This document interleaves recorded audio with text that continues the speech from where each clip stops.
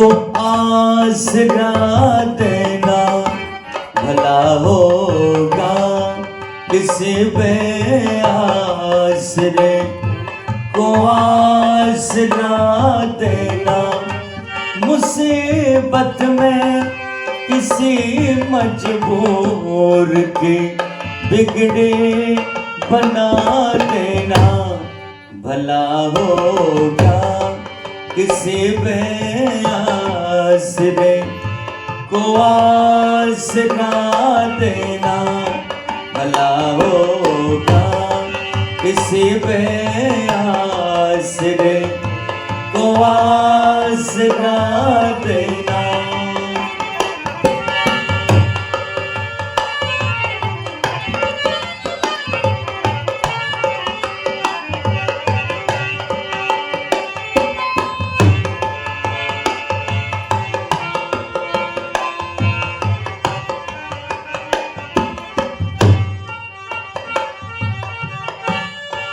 अगर प्यारे तुझे चाहे कि जग में नाम हो जाए, अगर प्यारे तुझे चाहे कि जग में नाम हो जाए, पराए आग में पड़कर खुद अपनी जला देना भला होगा।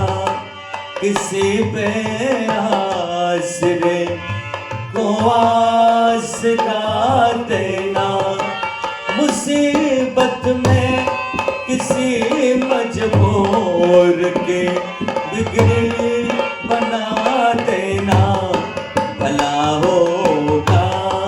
किसी बेआसरे को आसरा देना।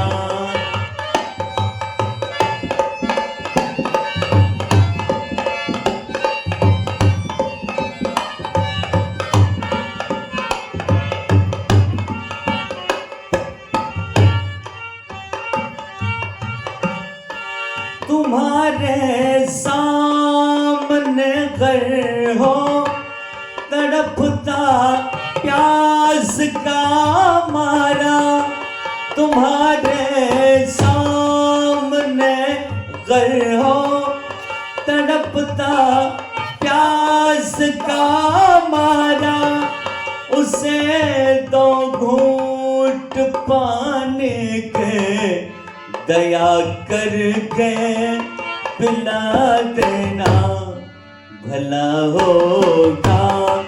किसी बेआसरे को आसरा देना, मुसीबत में किसी मजबूर के बिगड़ी बना देना भला होगा। किसी बेआसरे को आसरा देना।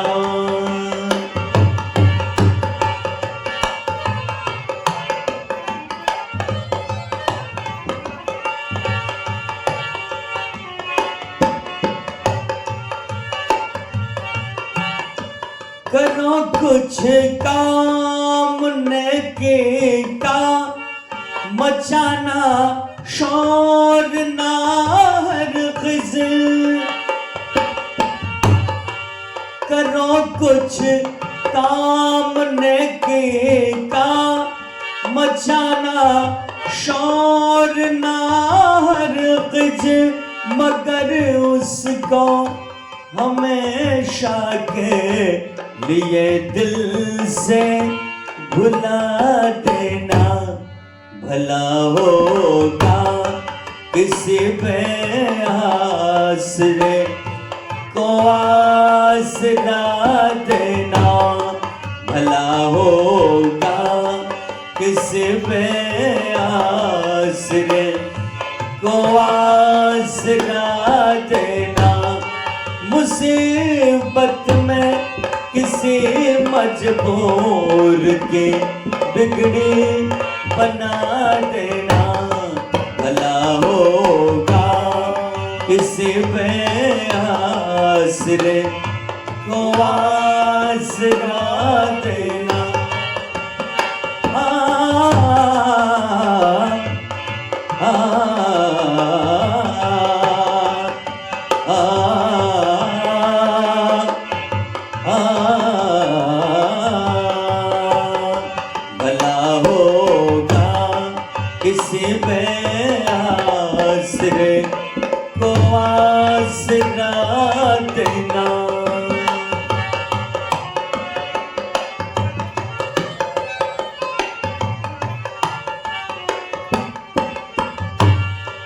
तेरे वीरान जीवन को प्रभु खुशियों से भर देगा। तेरे वीरान जीवन को प्रभु फूलों से भर देगा। किसी रोते हुए दिल को, किसी रोते हुए दिल को जरा तुम भी हंसा देना। भला होगा किसी पे आसरे को आसरा देना। भला होगा किसी पे आसरे को आसरा देना। भला होगा।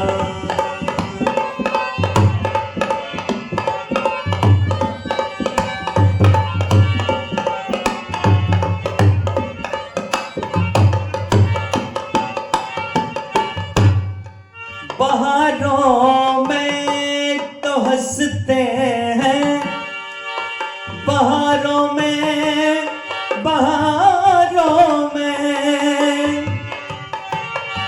बहारों में तो हंसते हैं।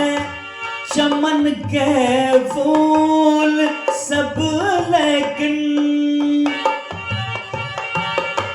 बहारों में तो हंसते हैं। चमन के फूल सब लेकिन अजब ही शान रखता है, अजब ही शान रखता है। खिजा में मुस्कुरा देना। भला होगा किसी पे आसरे को आसरा देना। मुसीबत में किसी मजबूर की बिगड़े बना देना। भला होगा किसी पे आसरे को आसरा देना। भला होगा।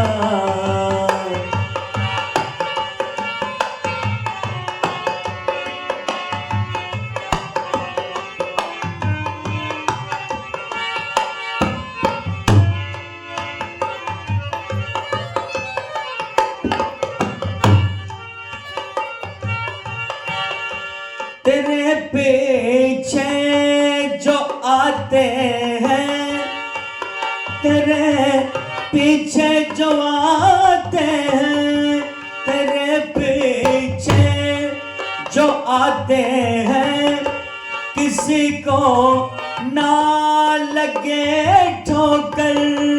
तेरे पीछे जो आते हैं, किसी को ना लगे ठोकर।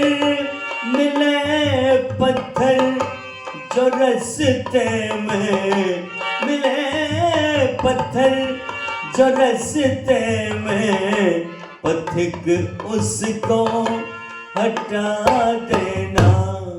भला होगा किसी पे आसरे को आसरा देना। भला होगा किसी पे आसरे को आसरा देना। मुसीबत में किसी मजबूर के बिगड़ी बना देना, भला होगा इस बेआसरे को आसरा देना, भला होगा इस बेआसरे को आसरा देना, भला होगा।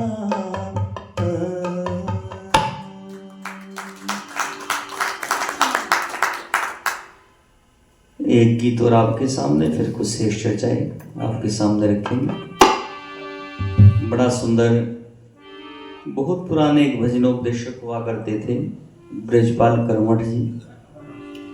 उन्होंने इस गीत को संजोया है, ध्यान से सुनेंगे। एक बार बोल देंगे सभी, भारत माता की। ऋषि याद आए जमाना तेरा, ऋषि काम वेदों का लाना तेरा, ऋषि याद आए जमाना तेरा, ऋषि याद आए जमाना तेरा, ऋषि काम वेदों का लाना तेरा, ऋषि याद आए जमाना तेरा।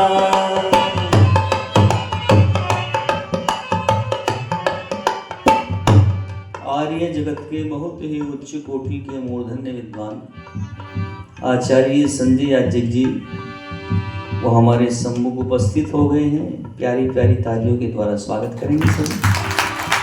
और बड़ा सुंदर संदेश दिया है। ये पुराने पुराने जो गीत हैं ना, इनमें बड़ा सार भरा हुआ है, ध्यान से सुनेंगे सभी।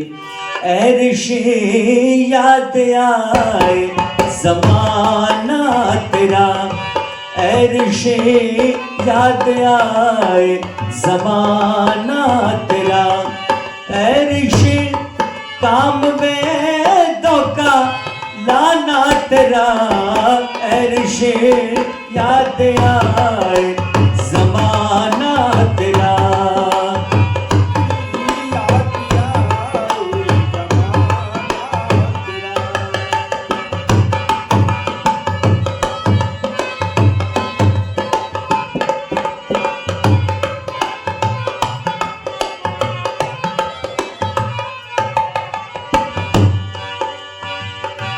अंधियारी रात में कोई ना था साथ में, अंधियारी रात में कोई ना था साथ में, ऋषि था अकेला और वेद थे हाथ में, ऋषि था अकेला और वेद थे हाथ में।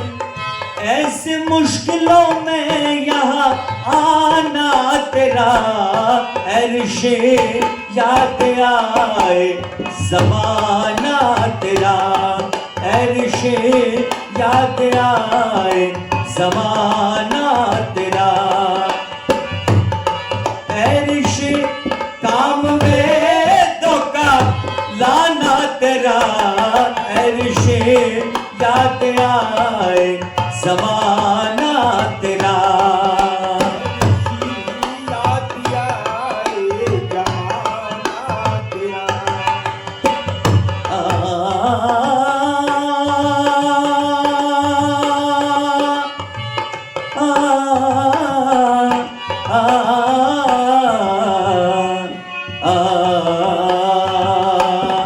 ऐ ऋषि याद आए ज़माना तेरा, ऐ ऋषि याद आए ज़माना तेरा। हवा प्रतिकूल थी नहीं अनुकूल थी, हवा प्रतिकूल थी नहीं अनुकूल थी, समझा न जग ने तुझे बड़ी भारी भूल की, हाँ समझा न जग ने तुझे बड़ी भार बोल के न छोड़ा जालिमों ने सताना तेरा, ऐशे याद आए ज़माना तेरा, ऐशे याद आए ज़माना तेरा, ऐशे काम में धोखा लाना तेरा, ऐशे याद आए ज़माना तेरा।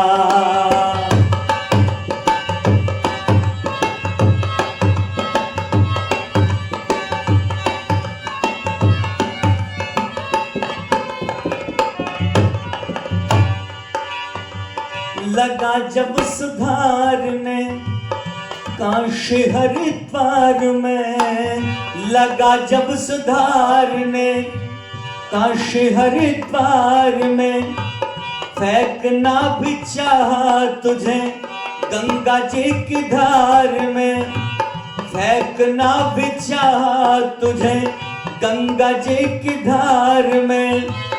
काम था प्रभु का, काम था प्रभु का बचाना तेरा, ऐशे याद आए ज़माना तेरा, ऐशे याद आए ज़माना तेरा, ऐशे काम में धोखा लाना तेरा, ऐशे याद आए ज़माना तेरा, ऐशे याद आए ज़माना तेरा।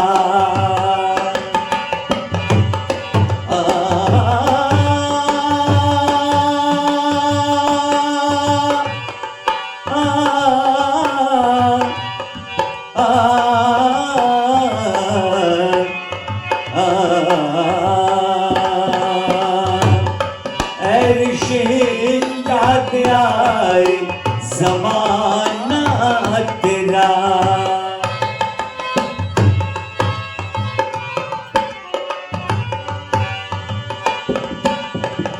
चला छोड़ बस्ती को, तजा बुत परस्ती को, चला छोड़ बस्ती को, तजा बुत परस्ती को, उदयपुर में ठुकराया लाखों की हस्ती को, उदयपुर में ठुकराया लाखों की हस्ती को।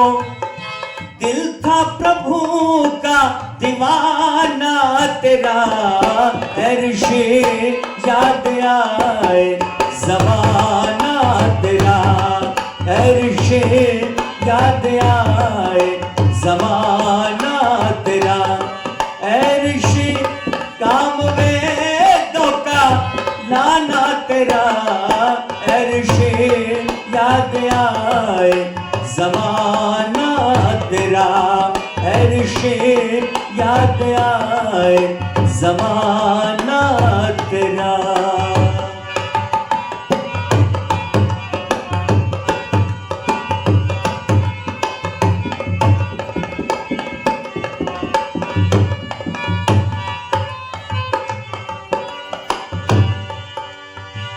कार्तिक महीना था अभी और जीना था, कार्तिक महीना था अभी और जीना था।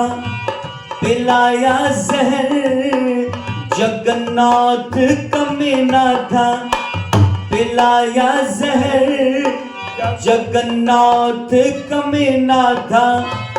कर्मठ जहर पे कर, कर्मठ जहर पे कर मुस्कुराना तेरा, ऐशे याद आए ज़माना तेरा, ऐशे याद आए ज़माना तेरा। ऐशे काम में धोखा लाना तेरा, ऐशे याद आए ज़माना तेरा, ऐशे याद आए ज़माना तेरा, आए जमाना तेरा, ऋषि याद आए जमाना तेरा।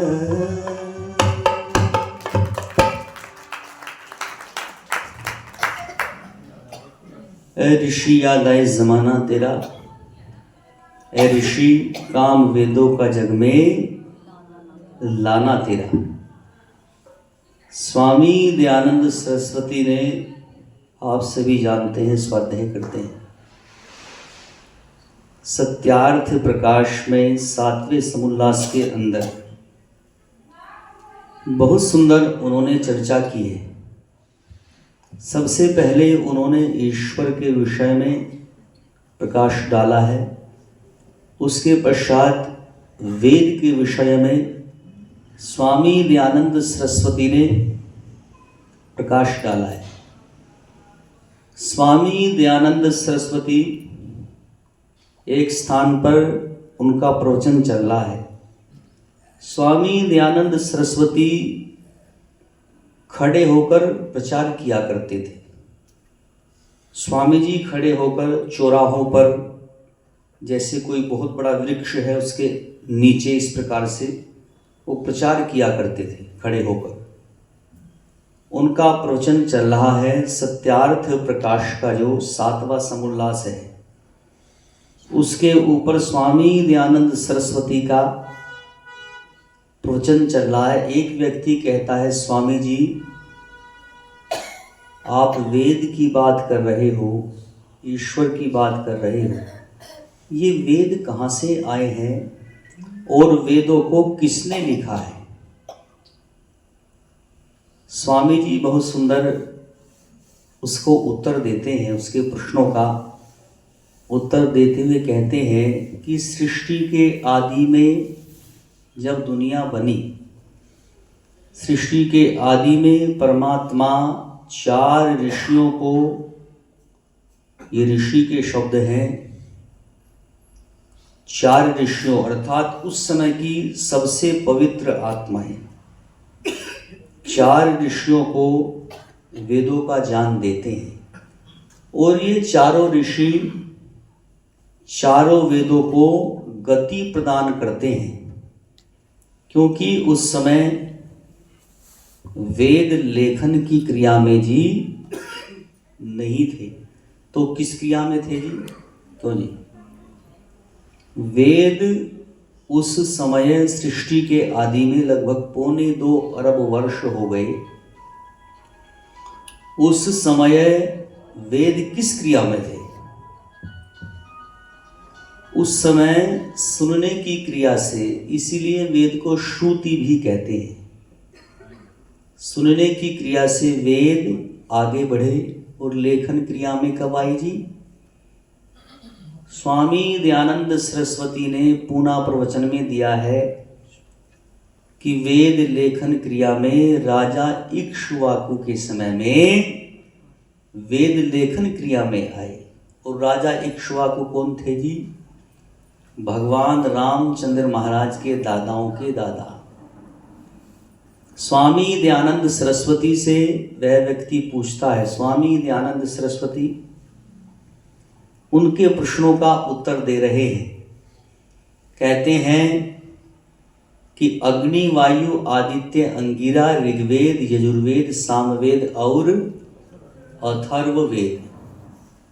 वह कहता है कौन कौन से वेद में क्या क्या विषय है? स्वामी जी कहते हैं ऋग्वेद में अग्निदेव ज्ञान का भंडार है, यजुर्वेद और अथर्ववेद कर्म कांड और विज्ञान कांड, और सामवेद में जी उपासना कांड है। संगीत का जो विषय है ये सामवेद से जी लिया गया है। खैर बहुत सारी चर्चा हुई। स्वामी जी ने जो उन्होंने प्रश्न किए, स्वामी जी उनका उत्तर देते रहे। जैसे इतिहास केसरी निरंजन देव एक बात कहा करते हैं अपने, उनकी जो पुस्तक है, कि जब शास्त्रार्थ हुआ करता था स्वामी दयानंद सरस्वती का, तो स्वामी जी प्रमाणों की झड़ियाँ लगा दिया करते थे, झड़ियाँ लगा दिया करते थे, झड़ियाँ लगा दिया करते थे, और विधर्मी भाग खड़े हुआ करते थे। स्वामी दयानंद सरस्वती की बातों का इतना प्रभाव हुआ करता था कि उस समय के लोग जो वेदोक्त विचारधारा थी, शास्त्रोक्त विचारधारा को मानते थे, अब नहीं मानते। ये दुर्भाग्य है। स्वामी दयानंद सरस्वती प्रमाणों की झड़ियाँ लगा दिया करते थे। स्वामी दयानंद सरस्वती प्रवचन कर रहे हैं, एक व्यक्ति आता है और स्वामी जी को प्रवचन करते देखता है। मन की तरंगे उसकी जो उठ रही थी, जिस उद्देश्य से वह व्यक्ति वहाँ आया था, उस उद्देश्य को लेकर वो अपनी बात कहता है। वो कहता है, स्वामी जी मैं आपके लिए कुछ लड्डुओं को बनवा के लाया हूँ, आप इसको ग्रहण कर लीजिए।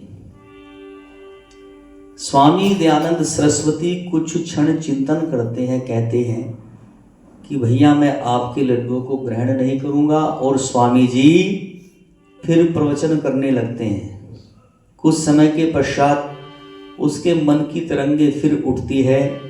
वह फिर कहता है कि स्वामी जी मैं आपके लिए कुछ लड्डुओं को बनवा के लाया हूँ, आप इसको ग्रहण कर लीजिए।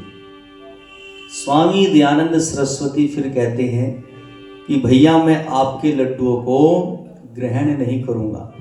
तो जो व्यक्ति उपदेश सुन रहे थे उनमें से एक व्यक्ति कहता है, स्वामी जी ये व्यक्ति इतनी निष्ठा से, इतनी श्रद्धा से आपके लिए लड्डुओं को बनवा के लाया है, इसको आप ग्रहण क्यों नहीं कर रहे?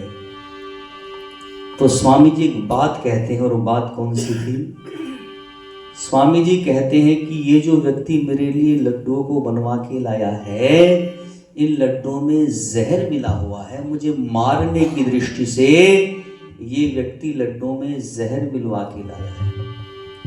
इस घटना से पता लगता है कि स्वामी दयानंद सरस्वती कोई ऐसी वैसी आत्मा नहीं थे, बहुत बड़े योगी और दूरदर्शी थे। और ब्रह्मचारी कृष्णदत्त जी महाराज, जिस गुरुकुल में हमें रहने का सौभाग्य प्राप्त हुआ, ब्रह्मचारी जी लेटने की मुद्रा में वो प्रवचन किया करते थे। आचार्य जी जानते हैं, लेटने की मुद्रा में उनकी गर्दन हिलती थी, ऐसे राइट साइड लेफ्ट साइड को, इस प्रकार से गर्दन हिलती थी दोनों तरफ को, और वो प्रवचन किया करते थे, वेद मंत्रों की व्याख्याएं किया करते थे। ब्रह्मचारी कृष्णदत्त जी महाराज, उनके प्रवचनों में एक बार आया, उन्होंने एक शब्द बोला, महात्मा दयानंद। महात्मा दयानंद शब्द से संबोधित किया।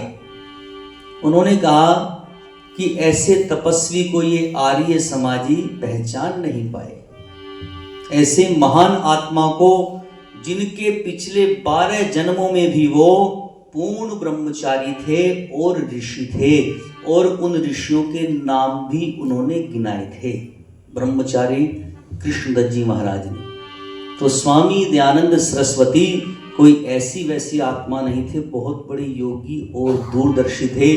और कवि ने कितने मार्मिक शब्दों का प्रयोग किया है, सुनेंगे ध्यान से। नाम तुम्हारा अमर रहेगा, याद करेगा जहां, तेरी रहमत के गीतों को ये गाती रहेगी जुबान।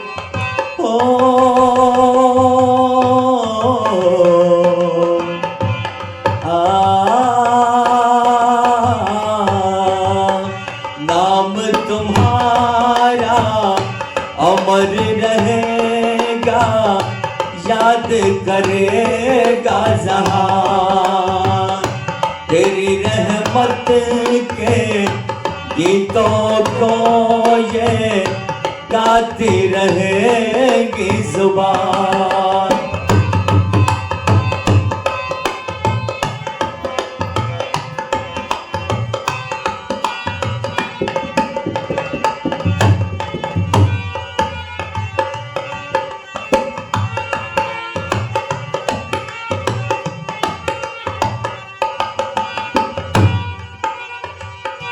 चमकेंगे आसमान में जब तक सूरज चांद सितारे, चमकेंगे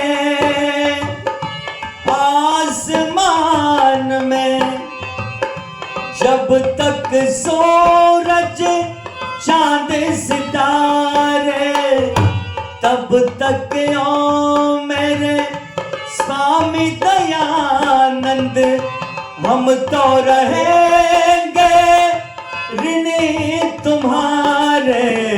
तेरे उपकार हैं इतने ऋषिवर, तेरे उपकार हैं इतने ऋषिवर, भूलेगा कैसे जहां।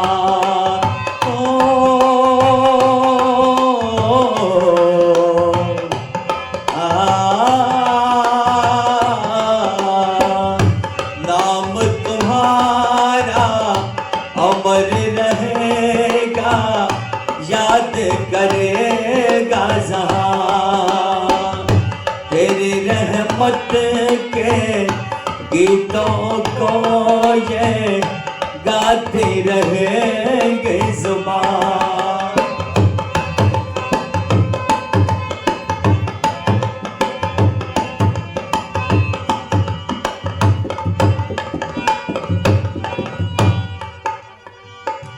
जाति पात का भेद मिटाया, छुआछूत को दूर भगाया। जाति पात का भेद मिटाया, छुआछूत को दूर भगाया। बिछड़ों को तूने गले से लगाया और समता का पाठ पढ़ाया। नाम वेद का जिंदा है तुझसे, नाम वेद का जिंदा है तुझसे, भूलेगा कैसे जहां।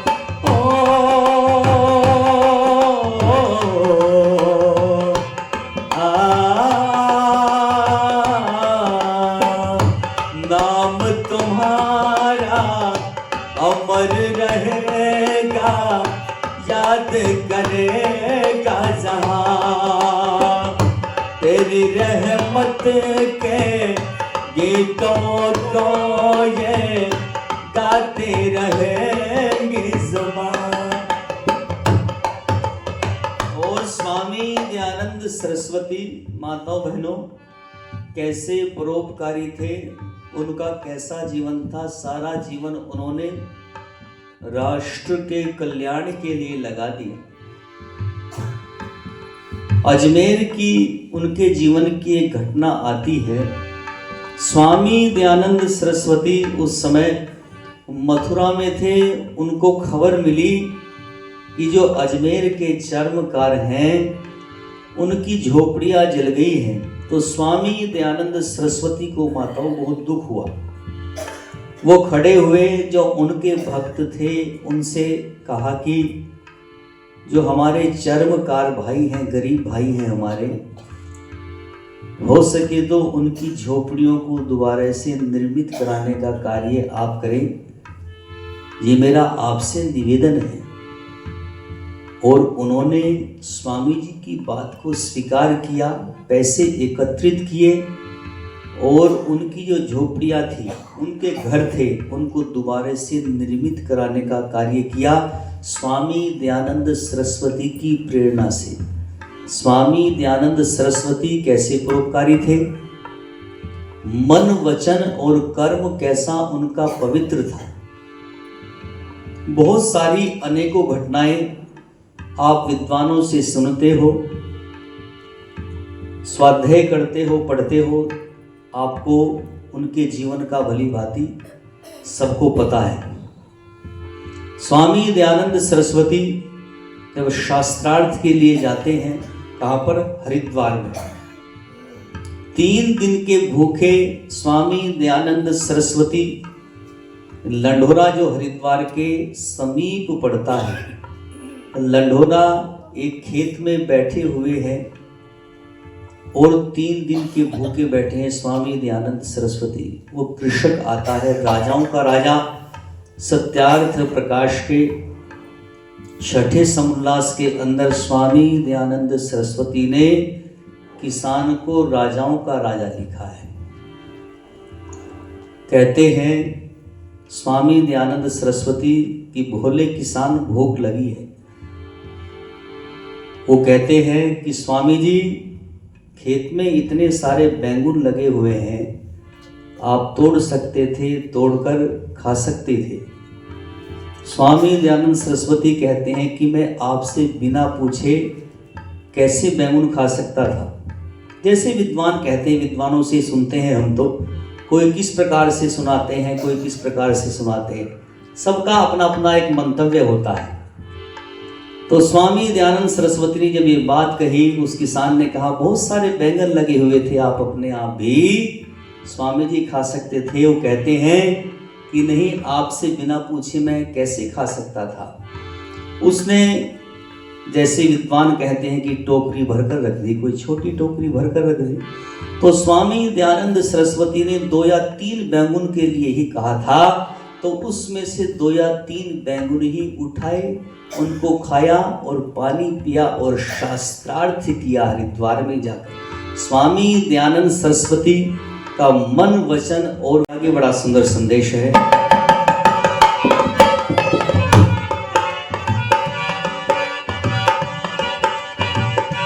हमको पिलाया जान का अमृत, हमको पिलाया जान का अमृत, विष के प्याले पीता रहा तो हमको पिलाया जान का अमृत, विष के प्याले पीता रहा तो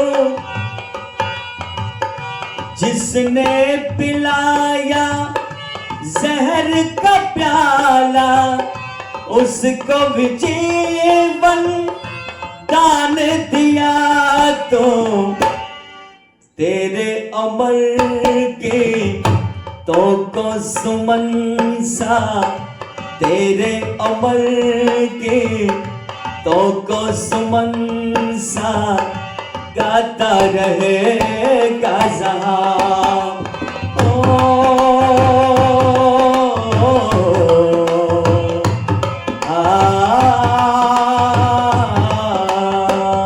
नाम तुम्हारा अमर रहेगा, याद करेगा जहां।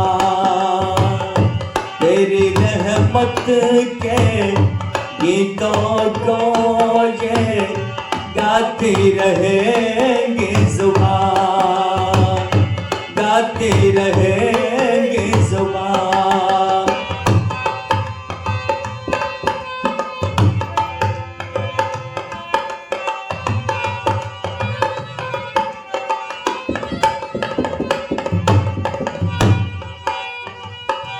गंगा तट पर बैठे ऋषिवर, एक देवी ने रुदन मचाया। गंगा तट पर बैठे ऋषिवर, एक देवी ने रुदन मचाया। आँख खोल कर देख ऋषि ने, आँख खोल कर देख ऋषि ने, बच्चा उसका बचने न पाया। रोने लगे ऋषि दयानंद जी, रोने लगे ऋषि दयानंद जी, भूलेगा कैसे जहां। ओ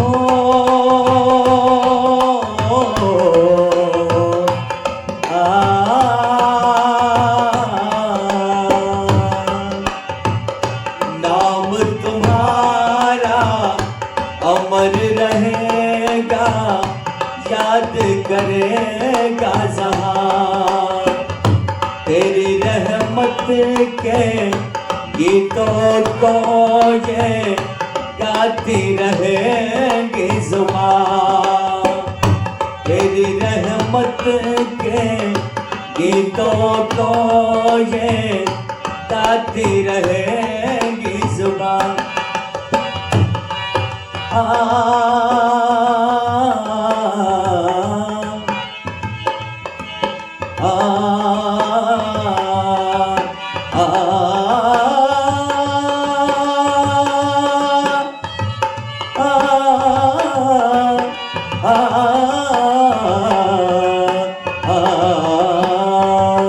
नाम तुम्हारा अमर रहेगा, याद करेगा जहां,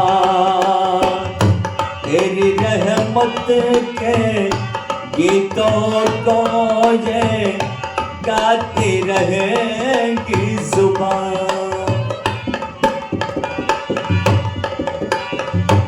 अनेकों संस्मरण स्वामी दयानंद सरस्वती के जीवन के आते हैं जो योगी और दूरदर्शी होने का प्रमाण प्रदर्शित करते हैं।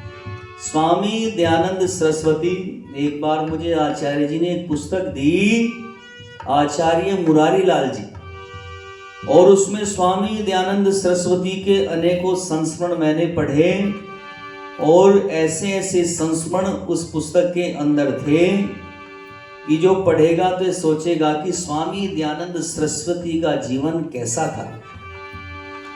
एक बार की बड़ी विचित्र घटना उस पुस्तक में पढ़ी मैंने। उदयपुर के राणा सज्जन सिंह और सदानंद जी महाराज, स्वामी दयानंद सरस्वती तीनों बैठे हुए हैं, किसी विषय के ऊपर वार्तालाप चल रहा है। स्वामी जी कहते हैं कुछ क्षण के पश्चात कि मुझसे मिलने के लिए पंडित सुंदरलाल जी को आना था, परंतु अभी तक वो आ न सके। जब ये बात कही तो राणा सज्जन सिंह एक बात कहते हैं माताओं कि अभी यान की व्यवस्था हो जाएगी स्वामी जी, वाहन की व्यवस्था हो जाएगी और पंडित सुंदरलाल जी को आपके सम्मुख अभी उपस्थित किया जाएगा। स्वामी दयानंद सरस्वती कुछ क्षण के बाद कहते हैं कि पंडित सुंदरलाल जी अपने निवास स्थान से चल दिए हैं और बैलगाड़ी में आ रहे हैं। एक बैल श्वेत रंग का है, सफेद रंग का है, और एक बैल लाल रंग का है। राणा सज्जन सिंह और सदानंद जी महाराज एक दूसरे की ओर देख रहे हैं, विचार कर रहे हैं स्वामी जी को ये कैसे पता लगा।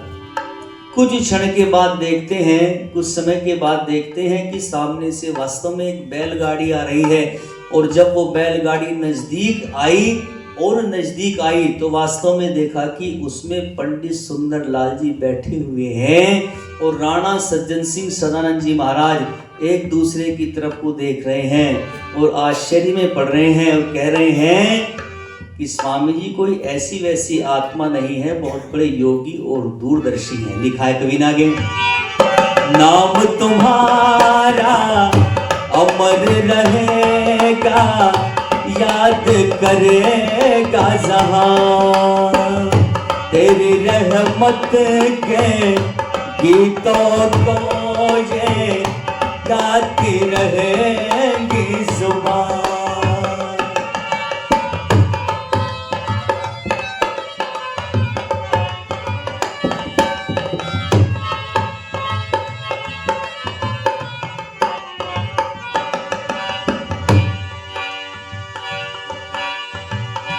हरिद्वार कुंभ के मेले में, हरिद्वार कुंभ के मेले में पाखंडियों को जब ललकारा, हरिद्वार कुंभ के मेले में पाखंडियों को जब ललकारा, तुम्ब दबा कर भागे ढोंगे, तुम्ब दबा कर भागे ढोंगे, वेद मंत्र जब ऋषि ने उच्चारा, ठहर सके ना ऋषि के आगे, ठहर सके ना ऋषि के आगे, भूल गए से जहां।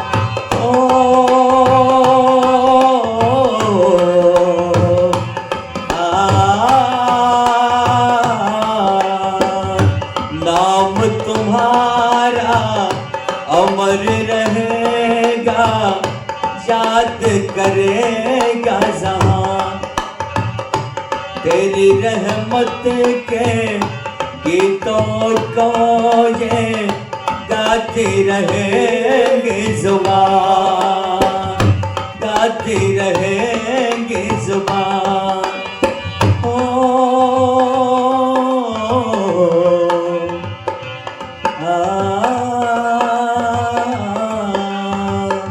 नाम तुम्हारा अमर रहेगा, याद करेगा जहां, याद करेगा जहां, याद करेगा जहां, याद करेगा जहां। बस यही संदेश है कि हम स्वामी दयानंद सरस्वती के ऋणों से ऋण होने का प्रयास करेंगे, प्रयत्न करेंगे। बस एक संदेश मैं और आपसे कहना चाहता हूँ कि हम जब आर्य समाज में आते हैं तो आपसे मेरा निवेदन है कि बच्चों को साथ में लेकर आया करें। ये मेरा आपसे एक नम्र निवेदन है। जो आप ये चाहते हैं कि आर्य समाज बढ़ता रहे, फलता फूलता रहे, तो बच्चों को अवश्य लाएंगे, क्योंकि आपकी आयु किसी की 60 वर्ष है, किसी की 70 वर्ष है और किसी की 80 वर्ष है। जब हम संसार को छोड़कर चले जाएंगे तो इस आर्य समाज की रक्षा कौन करेगा? ये मेरा आपसे एक निवेदन है, आग्रह है।